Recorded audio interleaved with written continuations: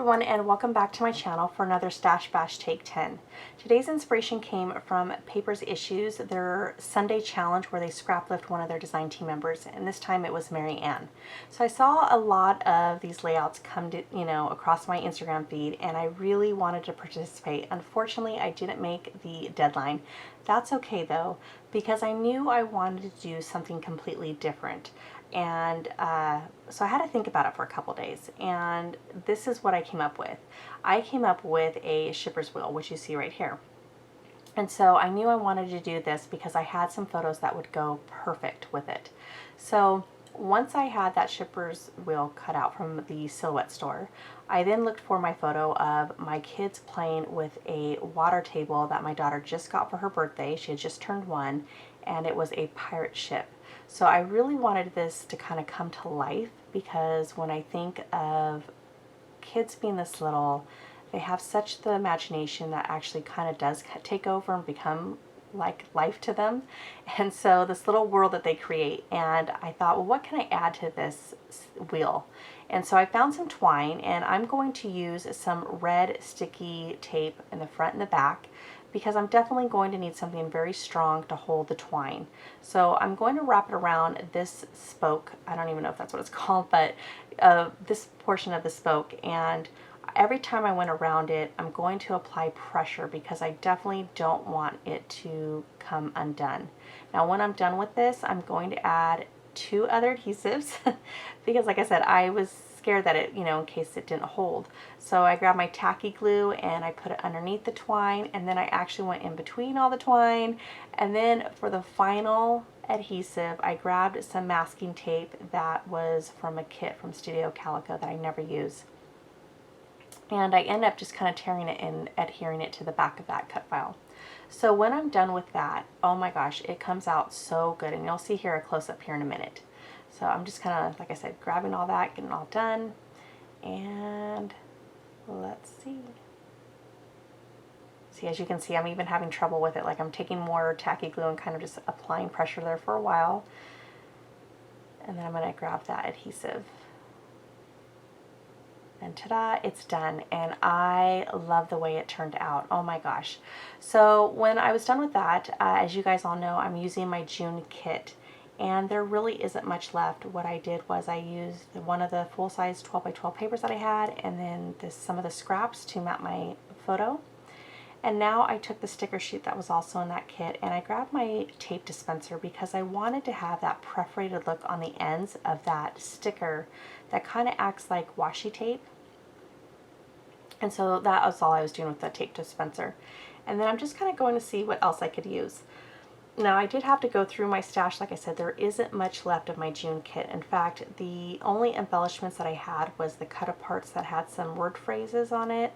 And those really, first, they didn't match with the paper that I'm using, and the words that were on it really didn't capture the mood and feel that I wanted to have on this layout, which is kind of a pirates nautical theme to it. So I grabbed some labels. In fact, that little piece that had the fishtail banner, that was actually the middle part of a label. And you guys all know me, I save every little bit of it if I know that I can use it. So I just used that. Like I said, I fishtailed it, and that is going to be the place to home my word phrase, which is R, up at the top of the page. Now, I did find this sticker sheet. Now, I don't own any pirate collection. This was actually from October Afternoon Treasure Maps, and this was the only thing that I owned by that collection.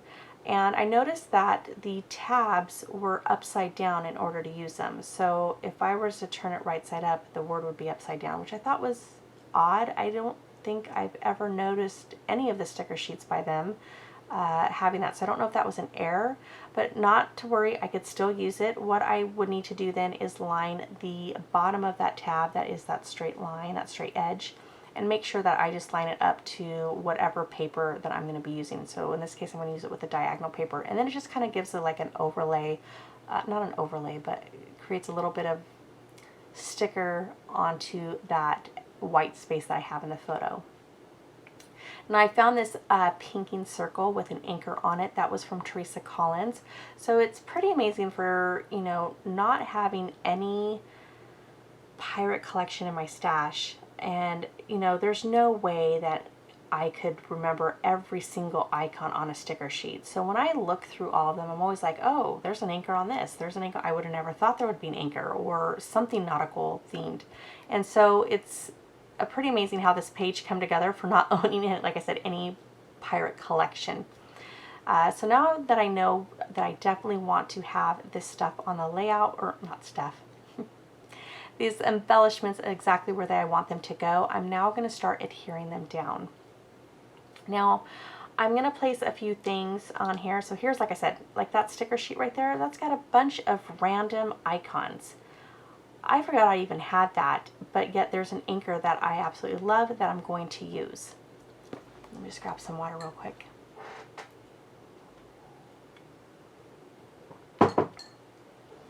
Now, I'm kind of old school when it comes to brads.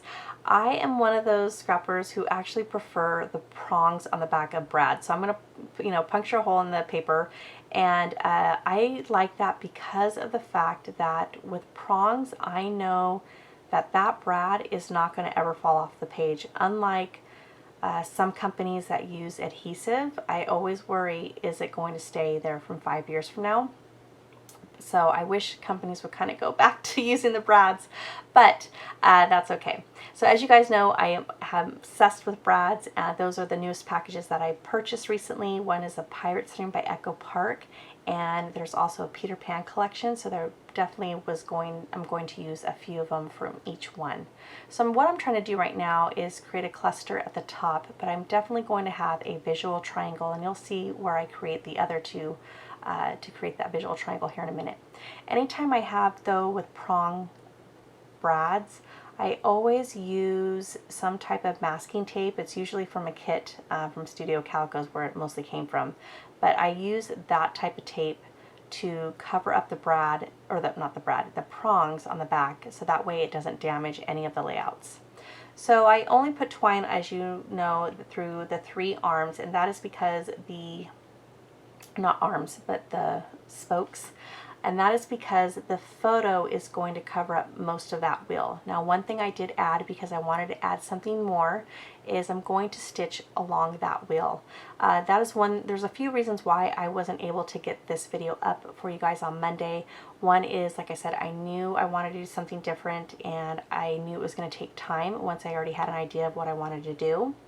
And then our family, my husband's brother came from Canada with his son, and so my kids are over the moon right now with their cousin being here, and we're really just trying to spend a lot of time with them because we don't get to see each other very often. So I'm definitely taking time out for that.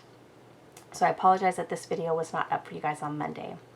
Alright, so now that I'm gluing everything down, I am going to add some ink splatters, but I'm also going to wave to you guys saying goodbye. Well, I get done thinking everything's all done with this layout, and my mom calls, and I ended up talking to her for 2 hours. And in that time, I'm just sitting at my workspace, and I'm like, why does this layout look incomplete? What is missing? And that is because I forgot to put the title in. So you're going to see me put the title, which I already knew where I wanted to do it, and that was around the wheel, and it's going to be Pirate's Cove, because that's kind of the imaginary world that my son had created, was, you know, this little Pirate's Cove that he would play with that ship. And so that's going to be the title, and I'm going to do it in red. And when I do it in red, I realize that the rest of my embellishments are all blue. So I'm going to end up switching out a couple of the brads. So I have a red pinstripe brad up at the top. Then I'm going to grab a different brad of a ship on the top part of that photo, and it's going to have a red flag on it. And then, of course, I'm going to have the Peter Pan, because Peter Pan was all about his world, and have that at the bottom. And I have to say that, you know, I always am hesitant about doing stitching on my layouts, but when I'm done, those layouts end up being my favorite. So alright guys, that is the layout. I want to say thank you so much for joining me today, and I want to welcome all my new subscribers. I appreciate each and every one of you, my new and my old subscribers, because if it wasn't for you guys, I definitely would not be here. So thank you again, everyone, and you all have an amazing day. Bye.